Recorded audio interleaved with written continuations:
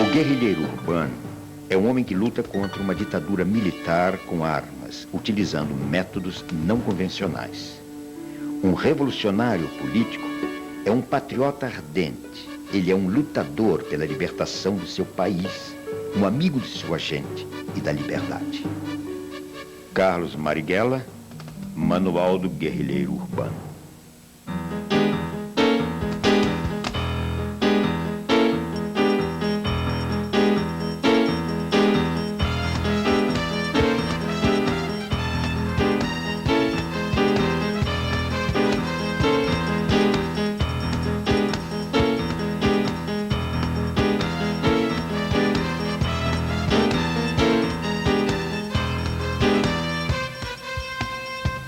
Poeta, estudioso, né? Rebelde, brincalhão, duro, coerente.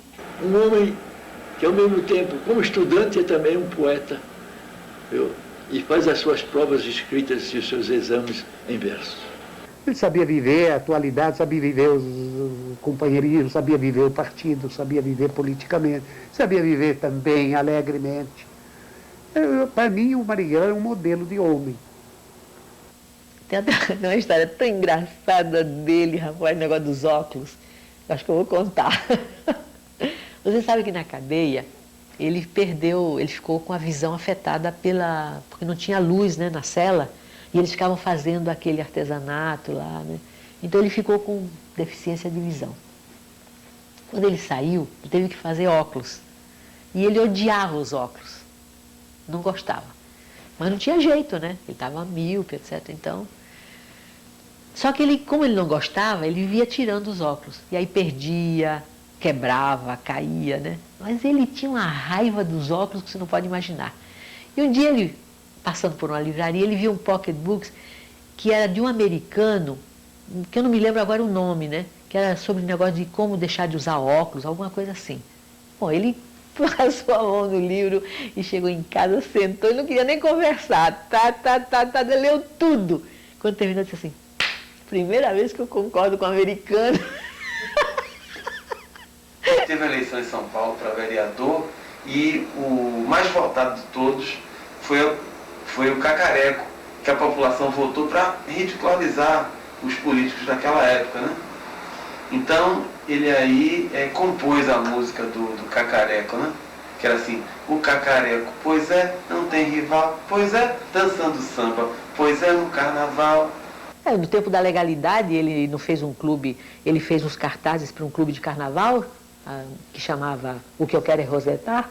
Ele propôs que o pessoal do Comitê Central saísse no carnaval. Olha que coisa! E o pessoal achou que aquilo era um horror. Então, disse: tudo bem, ninguém quer ir, eu vou. Rebelde. Falava que ele era rebelde, por causa da escola, né? Os colegas iam à aula e ele ficava do lado de fora, conversando. Às vezes eles faziam uma anarquiazinha, cortava o cabelo, botava só cortava tudo, deixava uma rodinha só de cabelo na cabeça. Cortou o sapato uma vez, fez sandália, para ir para a escola, porque não podia entrar de sandália, né? E ele fez isso, cortou. A minha mãe está reclamando: por que você vai fazer isso com o sapato, fazer sandálias? Por que você não pode entrar na escola com sandália, tem que entrar de sapato? Ele falou: mãe, ué, Jesus Cristo andava de sandália, por que eu não posso andar?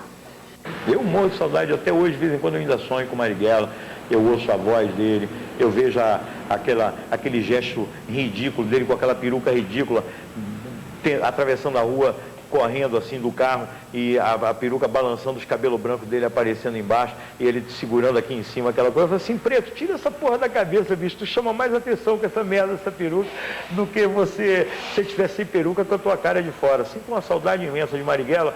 Falava que gostava de música sacudida, quer dizer, com aquele negócio de bossa nova, música assim romântica, assim, não gostava, eu gostava de música sacudida.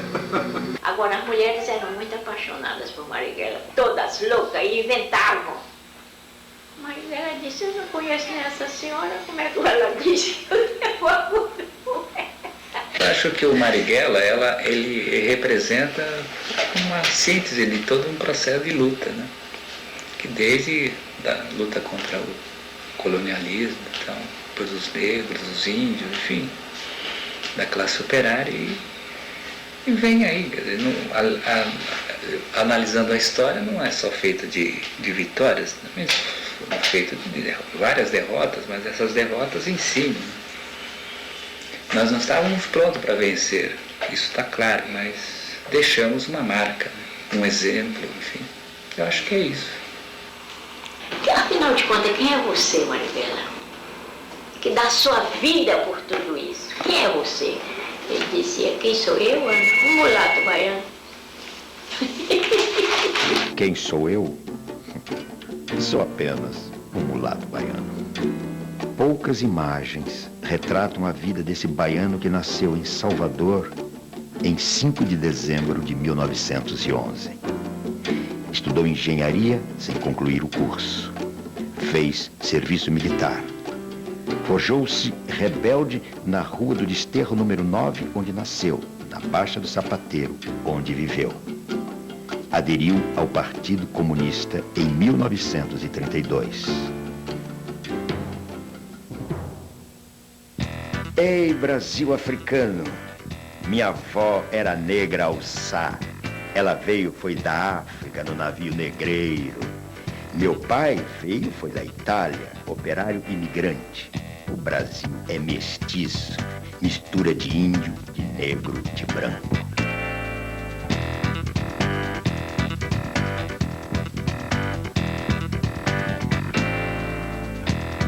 Quem fez o Brasil foi o trabalho de negro, de escravo, de escrava, com banzo, sem banzo. Mas lá na senzala, o filão do Brasil veio de lá, foi da África.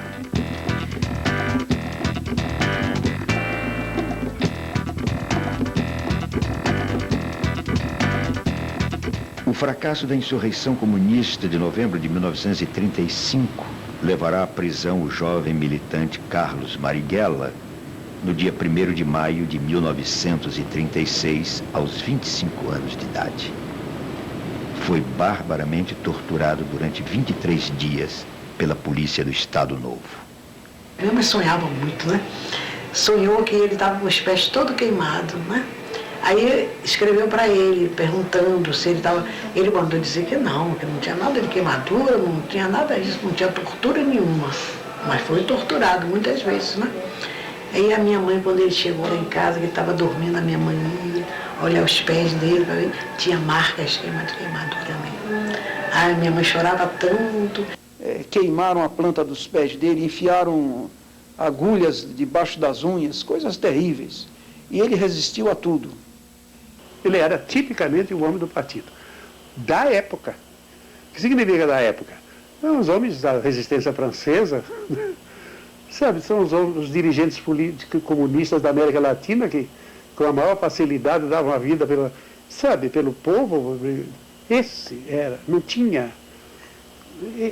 Era o tipo do homem da época, o quadro político comunista característico da época. É um sedutor de militantes, extremamente querido entre os militantes, né? E entre eles. Eu nunca ouvi falar de militantes que estivessem em choque com Marighella em toda a sua trajetória. Né? Aquela pessoa que aceitava que a gente contestasse. Ele podia até responder a essa contestação. Porque ele dizia, por que nós falamos em crítica e autocrítica e não deixamos as pessoas criticarem? A queda da ditadura de Vargas e o fim do Estado Novo levarão por um curto período o Partido Comunista à legalidade. Marighella será eleito deputado constituinte, onde foi um dos mais ativos parlamentares. Resta a nós a certeza, e ao povo brasileiro também, de que conseguimos sair do regime dos decretos-leis, que conseguimos sair do regime da opressão, conseguimos sair do regime do arbítrio dos ditadores e do arbítrio pessoal da vontade de um só homem. Resta agora que trabalhemos organizadamente, todos nós, o povo todo o proletariado, que os trabalhadores procurem organizar-se sindicalmente, que o Congresso Sindical dos Trabalhadores possa cumprir as suas finalidades e que com uma Confederação Geral de Trabalhadores do Brasil possamos fazer com que esta Constituição, que foi votada numa Assembleia Constituinte, cujos poderes emanaram do povo soberano, possamos assim fazer com que ela seja cumprida e com que seja defendida intransigentemente por todos aqueles que compreendem que o que nos resta é marchar a passos largos para consolidar a democracia em nossa pátria. Muito obrigado, senhor deputado Carlos Marighella, cuja palavra acaba de ser irradiada para toda a nação brasileira no momento exato em que está sendo assinada a nova Carta Constitucional da República do Brasil. Quando ele saiu e foi eleito deputado federal, ele foi no parlamento um revolucionário. Ele usou o parlamento como trincheira de debate, que era a forma de agir naquele momento. Quando voltamos, encontramos um partido comunista legal, anistia, né? Pré-senador, 16 deputados, câmaras de vereadores com maioria de vereadores comunistas, como em Recife, como em Santos, como no Rio de Janeiro e tudo mais, e uma sede legal do Partido Comunista, né? Coisa muito diferente, né, que vamos encontrar. Então eu vou encontrar Marighella como um membro da direção, mas de maneira muito longínqua, porque ele está no parlamento, é aquele jovem parlamentar, viu, inteligente e criativo. Cumpri pena de 7 anos e meio de prisão durante o Estado Novo. Fui anistiado em 1945 e eleito deputado à Assembleia Constituinte como representante do Partido Comunista. Em 1948, fui expulso do parlamento juntamente com os demais membros da bancada comunista, quando já então a Constituição de 1945, elaborada com a participação dos comunistas, estava promulgada e desde o momento da cassação de nossos mandatos, também flagrantemente violada. O Partido Comunista é cassado e Marighella volta à clandestinidade. Será o responsável pelo setor de agitação e propaganda do partido.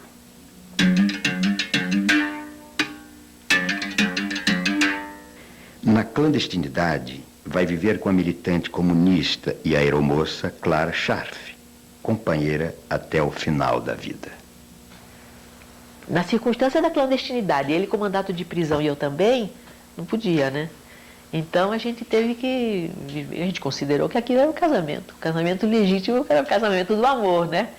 Então não tinha papel nenhum. Mas quem disse a você que tinha fotografia? Menino, não podia ter fotografia de ninguém. Se a polícia chegasse lá, pegava você e pegava as fotos das pessoas da família. Você não podia ter nada. Levava um pouco de roupa quando podia, né?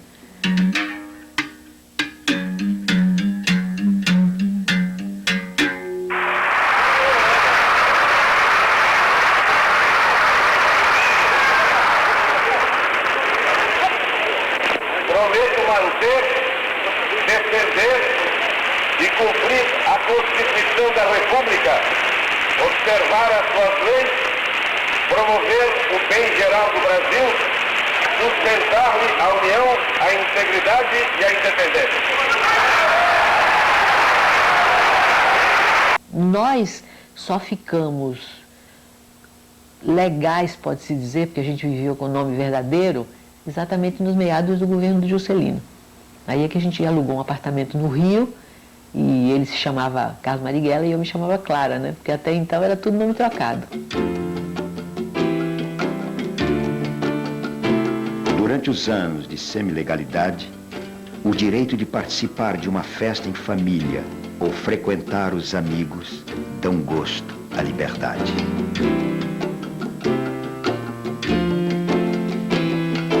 A desestalinização pega Marighella no contrapé.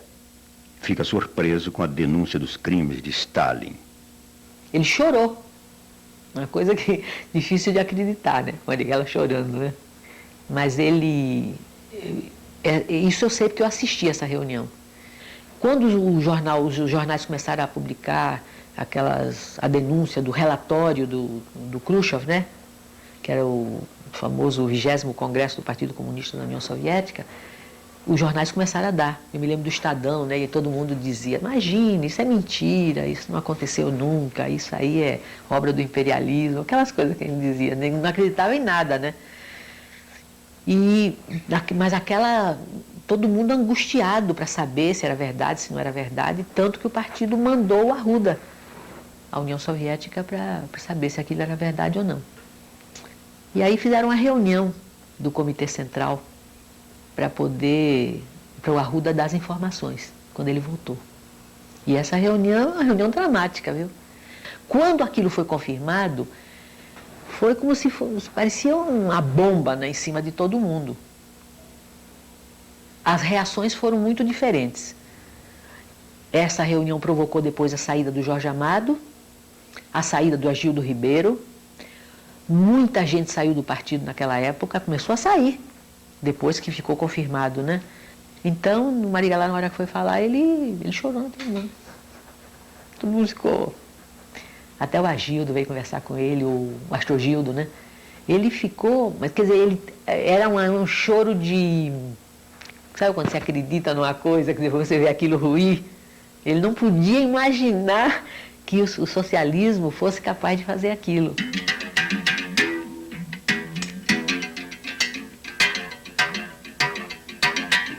O PCB contava com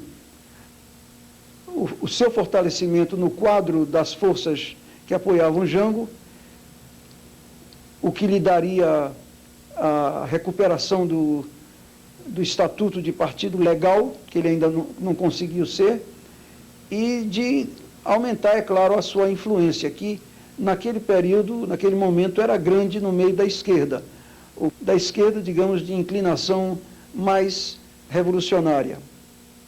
Com o alto testemunho da nação e com a solidariedade do povo, reafirma seus propósitos inabaláveis de lutar com todas as suas forças pela reforma da sociedade brasileira, não apenas pela reforma agrária, mas pela reforma tributária, pela reforma eleitoral ampla, pelo voto do analfabeto, pela elegibilidade de todos os brasileiros, pela pureza da vida democrática, pela emancipação econômica, pela justiça social e ao lado do povo, pelo progresso do Brasil.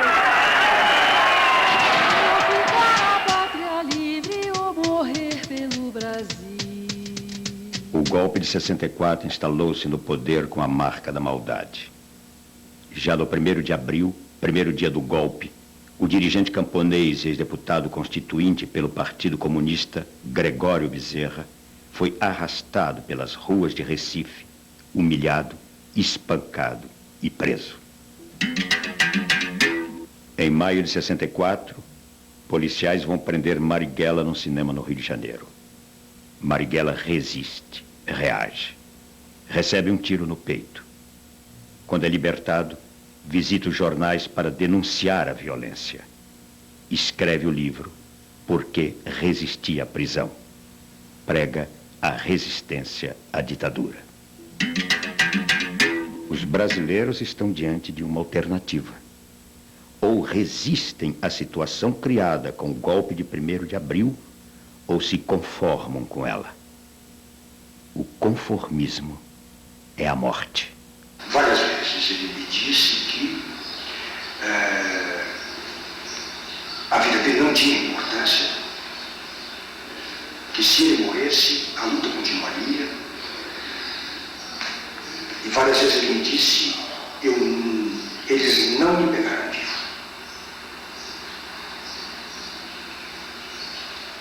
E ele citava sempre o fato de que ele tinha, já a primeira vez, logo depois, ele insistia muito nisso, que a atitude que ele teve quando tentaram prender logo depois do golpe de Estado de 64, a atitude de tentativa de resistência à prisão, que ele quis dar ali um exemplo. E esse exemplo se dirigia aos seus companheiros do partido, que era preciso resistir à ditadura. Mas resistir. Sou comunista. Sou dirigente comunista. Não me abdicarei jamais de minha condição de comunista. Esse direito eu o tenho assegurado pela Constituição. Não há força humana que me possa afastar do ideal que abracei. É uma questão de convicção. Minhas ideias estão expostas em artigos e trabalhos escritos. São coisas públicas e legais, do conhecimento de todo o mundo, obviamente também da polícia.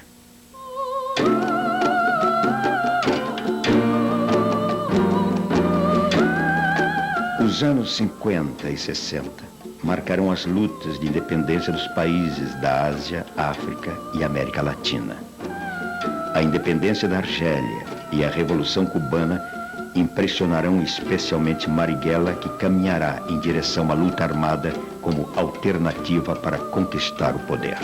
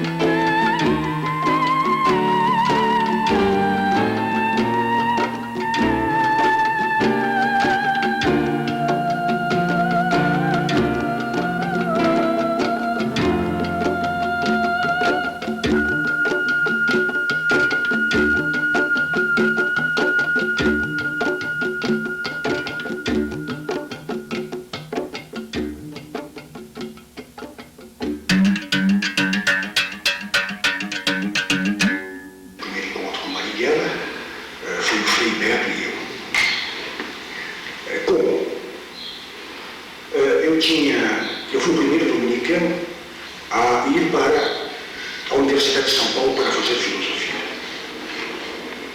que fez com que eu estivesse imediatamente em contato com o meio estudantil, na Maria Antônia, o meio estudantil revolucionário. Que é uma época, inclusive, que o movimento operário foi fortemente reprimido em 64, e suas lideranças já eram muito conhecidas, a desestruturação do movimento operário foi muito forte. E o movimento estudantil ele se renova mais rapidamente, ele se aglutina mais rápido.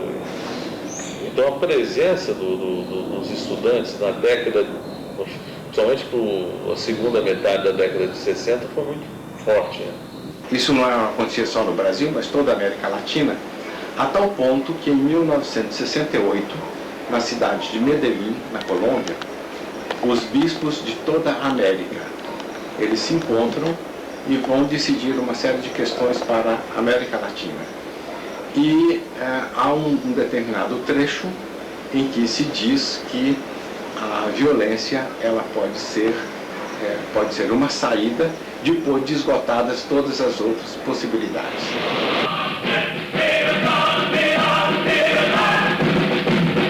No hay duda que la ola se ha vuelto muy importante. Nos encontramos sentados frente a Marighella, nos hable acerca de la situación actual en su país. Há várias organizações, agrupamentos, correntes e forças outras que defendem uma posição revolucionária, que estão dispostas a ir à luta armada, que têm a convicção de que o caminho brasileiro para a salvação de nosso povo é a luta armada e que podem realizá-la. O que é necessário é passar a ação, fazer com que essas forças se coordenem no mesmo sentido e que passem ao desencadeamento da luta, que se preparem, que vão, portanto, à área rural, que é onde nós podemos no Brasil desenvolver a luta, que pode ser apoiada pelos trabalhadores, por todo o povo dentro das áreas urbanas e, nesse sentido, marchar para conseguir a vitória, que no Brasil só podemos conseguir realmente se juntarmos esse nosso esforço ao esforço de todos os outros povos latino-americanos. Y nuestro saludo a los que en Vietnam, o en Venezuela, o en Guatemala, o en Colombia, en Bolivia luchan con las armas en la mano, invencibles contra los imperialistas. Nous savions qu'il y avait un communiste dissident qui voulait la lutte armée sur une base à peu près voisine de la nôtre. Le Che m'avait demandé d'aller voir Marighella à San Paolo, parce qu'on avait entendu parler de cet homme intéressant, voilà, qu'on connaissait pas, mais avec qui il fallait prendre contact. Et comme j'étais déjà allé au Brésil, voilà, j'avais quelques contacts pour le voir, mais enfin, j'étais fait prisonnier, ça n'a pas pu se faire. Volta de Cuba e da Conferência da URSS e o Comitê Central se transforma no tribunal contra ele. Os elementos mais próximos dele somos muito poucos, né? Os 6 a 7, né? Defendemos Marighella de maneira muito ardente, né? Mas ele é afastado do Comitê Central, né? Sem ser afastado do partido, né? E nesse momento ele já prepara a luta armada numa organização independente. E inicialmente ele colocou a Clara na minha casa, na nossa casa, né? A Clara. E depois, posteriormente, eu aluguei um apartamento na Martim Francisco, onde também ele ficava sozinho, né? E às vezes eu ia pegá-lo e eu levava até a minha casa, que era na São Vicente de Paula, onde eu morava com minha mulher, minha filha. O outro apartamento era só um aparelho, né? Às vezes eu levava minha mulher, minha irmã, coisa assim, para o porteiro de noite pensar que era apartamento de viração, porque senão ficava um homem entra e sai sozinho, fica um negócio meio apartamento pequeno, sabe? Era quarto, sala, né? A não ser ele usava uma peruca simplesmente horrível, né? Ele pegou uma peruca de mulher, cortou, né? Quer dizer, de noite não dá para ver, mas de dia realmente era Foi a sua apesar de que ele andava mais, era de noite mesmo, né? Só fazia os pontos andando, né? Exatamente para não... Porque a pessoa andando cruza, não chama atenção, né? Como a pessoa fica parada, o outro fica olhando. Conversava de música, sei lá, conversava de poesia. Gostava muito de fazer, né? Ele gostava do Castro Alves, a gente ficava conversando assim. Não fazia grandes discussões políticas. Né? A gente vou fazer uma conversa leve, né? Marighella torna-se uma sombra sem imagens. Vai recrutar jovens estudantes e velhos comunistas para organizar a Ação Libertadora Nacional, ALN. Da minha geração que pegou em armas foi fundamentalmente uma luta contra a tirania, contra a ditadura pelas liberdades democráticas. Esse foi o grande fator de unidade do processo. Tanto assim, eu, por exemplo, nunca fui comunista. Claro que nós estudávamos, líamos o Marx, Engels, todos os Guerra, enfim, Ho Chi Minh, tudo que podia ser. Che Guevara foi um grande inspirador, né, da maioria dos companheiros nossos, né? Mas não havia, por exemplo, o nosso grupo não tinha uma formação, não foi uma dissidência do Partido Comunista como foi o Marighella, né?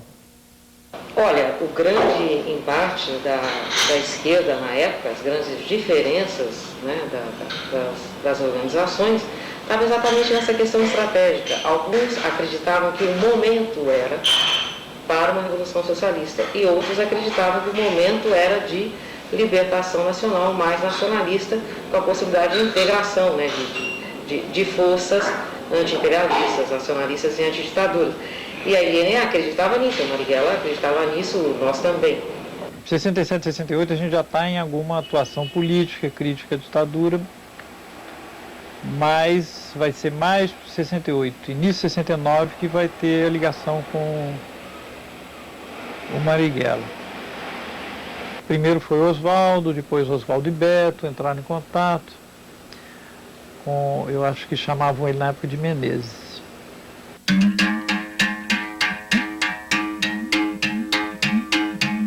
Eu entro no GPA, né, que era um grupo tático armado, em que a gente começava um treinamento da guerrilha urbana e fazendo pequenas ações. E no final, no começo de 69, a gente já estava fazendo assim ações bastante importantes, ações que abalaram até enfim, a situação política, né? Que ações, por exemplo? Bom, então, além de expropriações, a Associação da Rádio Nacional. Fizemos um planejamento de tomar a Rádio Nacional, aqui em São Paulo. Na época era como é até hoje, uma das emissoras mais ouvidas, de maior audiência, para a divulgação de um manifesto, e o manifesto foi redigido pelo Carlos Marighella, né? Foi uma ação assim que foi um enorme, foi uma convulsão. Todo o pessoal de esquerda ficou maravilhado, achando que realmente a tomada do poder ia ser no dia seguinte, né? E que se anunciava a ida para o campo. Nós dizíamos tomar a cidade, queimar os títulos de propriedade no cartório de imóvel lá e tal, e fazer aqueles discursos e distribuir panfletos e o ano da guerrilha rural anunciado e tal. Eu cheguei a fazer um curso no Parque da Água Branca para aprender a curtir couro, né?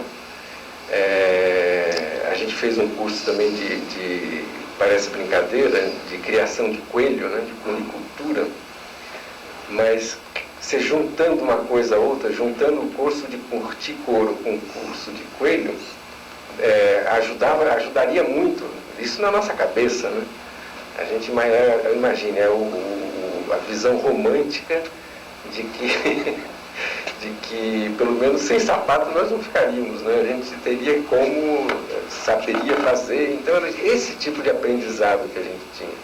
Todas as armas que o Lamarca tirou de Quitaúna ficaram comigo. Tinha um quarto do porão, na garagem do edifício, guardava aquelas malas, as malas dos condôminos, dos proprietários, que é o edifício de classe média alta, né? E nesse mesmo quarto estavam todas as dinamites. Nós chamávamos farinha de rosca, porque parecia, dá a impressão. Aliás, depois que eu saí, muito tempo depois, quem foi buscar essa dinamite, nós tivemos de lá, e levamos para uma chácara, foi a Guilmar. Deixa eu te entregar. A Guilmar e Câmara Ferreira, Toledo. Minha primeira ação foi expropriar essa farinha de rosca aí. Foi a ação da Rochester, Sabaúna, que era uma pedreira que tinha autorização de usar dinamite, mas eles extrapolavam dessa permissão e fabricavam dinamite lá.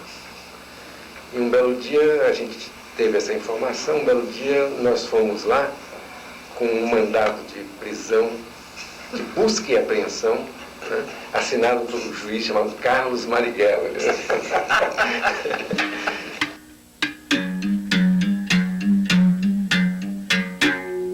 Ele foi capturado, ele não foi sequestrado, né? Sequestro é outro tipo de crime, é um crime comum, né? O que nós fizemos ali com ele foi nós capturamos um embaixador de um país aliado e até mais do que aliado de uma ditadura que oprimia a gente. Então nós não participamos do sequestro. E por necessidade militar da ação, nós o capturamos embaixo, no Botafogo, subimos logo em seguida um morro na Tijuca, né, para poder fazer uma mudança de carro. E lá em cima ainda estava se construindo, tinha muita mata ainda, tal. Lá em cima ele ficou preocupado em ser assassinado, em morrer ali. E teve uma reação que foi a pior possível, que foi a de tentar desarmar um companheiro que estava do lado dele, que era o Virgílio. Estava eu e o Virgílio imobilizando ele, né? Ele segurou na arma do Virgílio e começou a se engalfinhar ali, e o desfecho daquilo não ia ser boa coisa, eu raciocinei. Podia ter um tiro acidental ali, lógico, né? Que é frequente nesse tipo de situação. Então eu tive que dar uma coronhada nele para que ele caísse na real, pusesse o pé no chão, né? E eu fiz isso, eu dei essa coronhada nele, ele Na hora ele parou e percebeu e aí a ação se desenvolveu naturalmente. Pois bem, na casa ele me pediu desculpa por ele ter tido aquela reação. É que ele não sabia que nós éramos o grupo que ele estava constatando ser. Não existiu aquela tensão de quem vai matar o embaixador. Não existiu aquilo. Por que não existiu? Porque a ação nasceu vitoriosa. A primeira das exigências da ação era a quebra da censura da ditadura e a divulgação do nosso manifesto. E nós estávamos ainda no percurso indo para casa, o manifesto já estava sendo lido. Quer dizer, antes de nós chegarmos na casa, ou no momento imediato da chegada da nossa casa, nós já sabíamos que a ação tinha sido vitoriosa. Demorou 4 dias em função de toda a tramitação, de toda a negociação que foi sendo feita, né? Da divulgação da lista, do atendimento de outras exigências, enfim. Foi um tempo natural da ação, mas ela foi vitoriosa a partir do primeiro momento. Então não se discutiu nunca a hipótese de matar o embaixador, de a gente ser derrotado naquela ação. E aí isso chamou a repressão, não tínhamos força para aguentar essa. E você pode ver o que o sequestro do embaixador americano foi a gota d'água. Joaquim Câmara Ferreira, o Toledo, era favorável e defendeu isso. Ele falou, então faz. Agora, evidentemente, Marighella tinha uma grandeza política que a partir do momento em que a ação foi feita, ele apoiou a ação. Né? É uma ação da nossa organização, ele apoiou e conclamou a organização a apoiar. Mas ele defendeu isso, e eu ouvi da própria boca do Marighella que não era momento de se fazer uma ação como o sequestro do embaixador americano que ia assodar o poder contra nós. E foi o que aconteceu. Não é bem assim. Porque ele chegou na reunião realmente criticando a ação, criticando alguns aspectos da coisa. Quais, por exemplo? Ele não está sabendo, o primeiro deles. Ele e a organização não está sabendo, a organização como um todo não está sabendo. Por quê? Porque nós tínhamos uma série de companheiros no Rio de Janeiro que não estavam avisados e que foram pegos de surpresa. Realmente foi um erro não ter falado. Ele estava correto nesse tipo de crítica, né? Então a crítica dele era parcial. E outra, a importância da ação, e ele também como comandante não está sabendo. Mas aí nós argumentamos com uma única coisa, nós argumentamos com Carlos Marighella, né? Nós falamos, olha, ninguém precisa pedir licença, ninguém para fazer um ato revolucionário, né? E aí, que é uma máxima dele, né? E na hora ele concordou realmente. Ele fez uma série de críticas, né, ao processo e uma visão que tinha que tirar a organização da cidade, né? Tinha que ir para aquilo que era a proposta, que eram os focos insurrecionais, né, no campo, e ao mesmo tempo voltar a organização para a luta operária, para a luta estudantil, né? Ele até reestruturou, né? Eu lembro que nesse momento ele me deu uma incumbência que era a organização operária, né? Ele colocava muita esperança nos quadros que estavam sendo treinados fora, né? E tinha preocupação de retirar todo mundo daqui que estava queimado, né? Já estava identificado, colocar para fora para fazer treinamento e depois retomar o processo no campo. Cadê o jornal? Eu lembro bem disso, né? Não tem um jornal? Cadê um jornal? Que revolução vocês estão fazendo? Vocês não têm nenhum jornal. Era a forma dele dizer, vocês se afastaram da luta política, vocês se afastaram desse convencimento, né? Nós fundimos gente, nós arrumávamos dinheiro para o pessoal viajar, conseguimos condução para o pessoal viajar, né? Ajudávamos pessoas que precisavam de tratamento médico e enfim, tudo isso a gente conseguia. Mas isso aí, digamos assim, eram tarefas necessárias, mas não eram as tarefas primordiais. A tarefa primordial era de preparar o cristão, né, um grupo de cristãos, para a militância revolucionária. Quando o GTA caiu, Marighella ficou extremamente preocupado com a situação. Ele ficou muito abalado. Por quê? Porque o GTA estava se preparando, era o grupo melhor treinado e era o grupo que estava se preparando para ir para o campo. Então, ele sabia que a cidade tinha uma situação muito complicada em que a gente estava cercado e não tinha como sair desse cerco. Esse foi o primeiro erro, foi a primeira vez que a gente cometeu esse erro de falar pelo telefone, porque a gente jamais falava pelo telefone do convento. Nesse dia, por milhares de razões, não foi possível telefonar de outro lugar, e aí nós, como é que a gente chama isso? Estou esquecendo o nome, quando a gente comete um erro de segurança.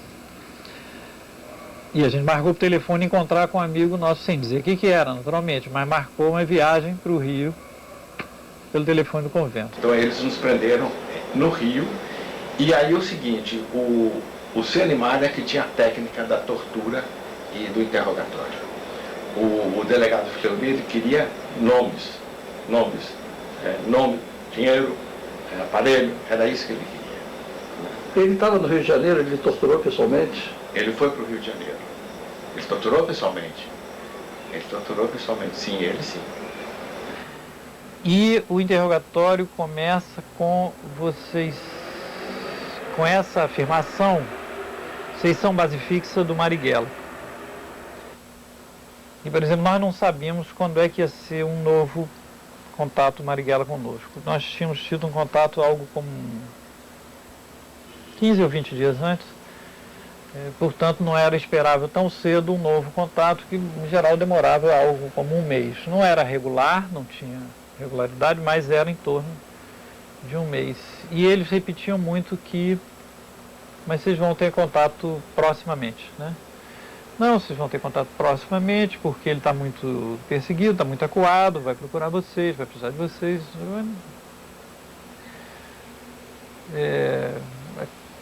Aquilo parecia totalmente estranho, porque não era essa a nossa impressão.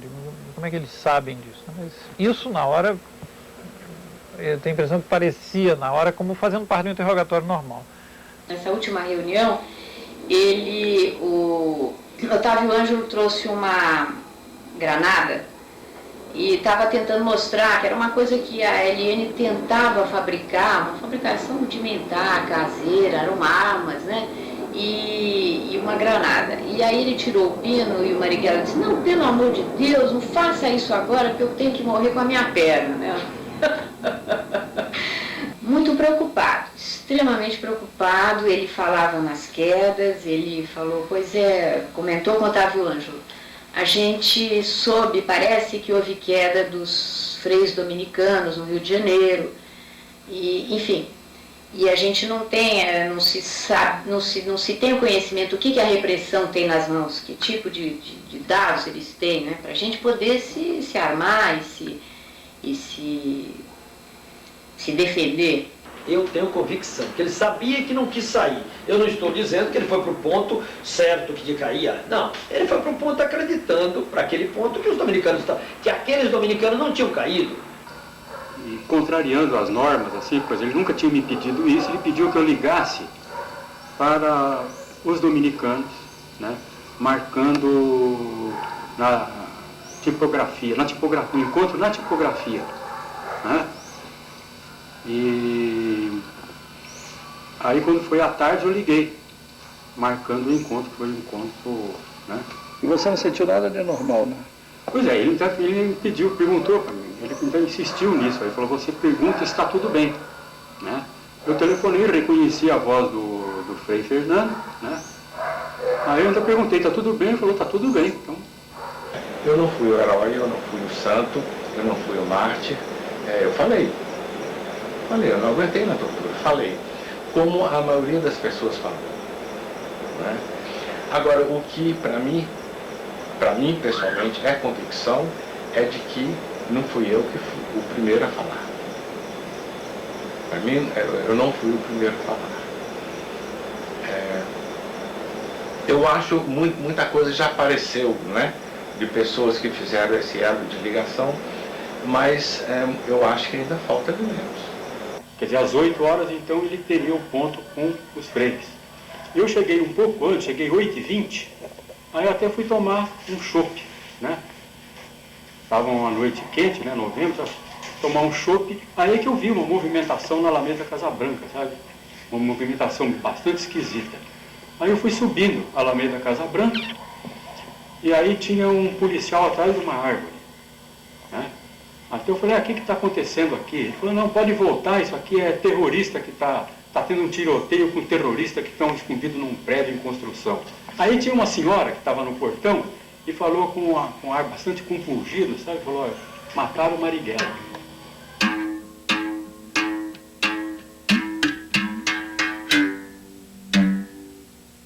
É preciso não ter medo. É preciso ter a coragem de dizer.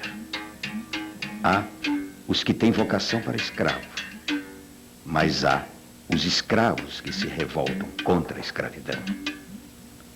Não ficar de joelhos, que não é racional renunciar a ser livre. Mesmo os escravos, por vocação, devem ser obrigados a ser livres quando as algemas forem quebradas. É preciso não ter medo. É preciso ter a coragem de dizer. O homem deve ser livre. O amor, que não se detém ante nenhum obstáculo e pode mesmo existir até quando não se é livre. E, no entanto, ele é em si mesmo a expressão mais elevada do que houver de mais livre em todas as gamas do humano sentimento. É preciso não ter medo. É preciso ter a coragem de dizer.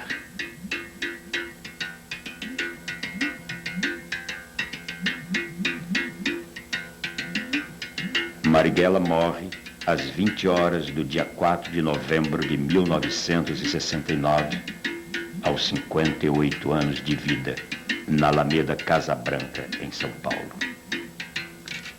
As únicas imagens em movimento de Carlos Marighella até agora conhecidas registram Carlos Marighella morto. A capanga estava com furo, né, que eles atiraram, né? E dentro dessa capanga tinha um aparelho de barbear, que ele carregava, né, quando ele saía, e um lápis, uma coisa qualquer lá para anotar. Não sei se tinha algum documento. E um revólver, o tal do revólver que eles diziam que ele tinha dado tiro. E depois foi feita a análise da arma e ficou provado que ele não tinha usado.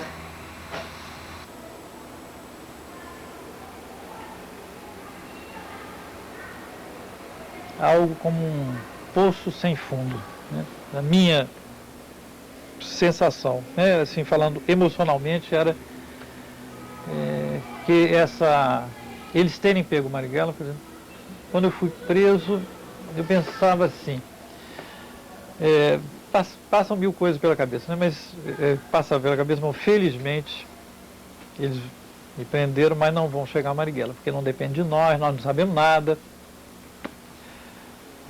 Então, quando o encontro é marcado, né, e que a gente é levado para lá, eu já estava tenso, obviamente, por mil razões, mas tenso com a possibilidade dele vir mesmo. Então, quando acontece isso, foi assim um desastre, né? Só vivendo no clima da época para a gente... a última coisa que podia acontecer era atingir o Marighella, né? E atingir, né? Através de nós, né? Que a gente serviu de isca mesmo.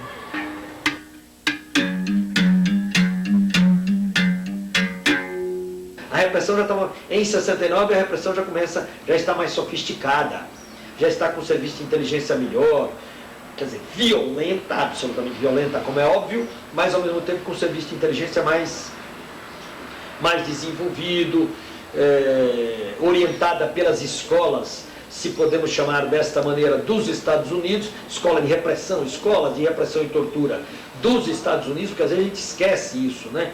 Que a tortura, nem é um fenômeno brasileiro, a tortura vem a orientação e o serviço de inteligência dos Estados Unidos, da Inglaterra, da Alemanha e de Israel. Special Forces soldiers take their jungle training in the Everglades of Florida and in the Panama Canal Zone. One of the subjects... Os Estados Unidos ensinarão no Panamá sabotagem, atentados e tortura a militares e policiais do continente que farão parte dos grupos de terroristas de Estado que matarão políticos, torturarão militantes e sabotarão a democracia. What's wrong? Doesn't happen to you. You talk. Sure you'll talk.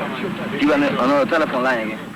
A tortura, ela não é só, ela é moral também, porque eles xingam você de tudo quanto é nome, eles vão dizendo um monte de coisa, eles tentam desestruturar você. Através da tortura física, através do interrogatório, 10 pessoas fazendo perguntas ao mesmo tempo, você não sabe com quem falar, né? E ao mesmo tempo você está levando socos, pontapés, etc. E o choque, principalmente o choque. No momento em que eles faziam uma pergunta, né, eles já davam o choque exatamente para você não concatenar as ideias. Ninguém pode imaginar o que é a humilhação de ser torturado. Não dá para imaginar o que é a humilhação de um outro ser humano te olhando e te fazendo mal, te dando um choque no peito cheio de leite. O que leva um cara a fazer isso? Né? O que leva? Até hoje eu não consigo entender, mas eu não quero conversar com os meus torturadores, eu não quero perguntar, eu não quero saber da vida deles, não é? Militantes políticos presos com vida são devolvidos às suas famílias mortos em caixões lacrados. As imagens revelam as razões e a forma de ação do Estado repressivo. Revelam quem de fato praticou o terror.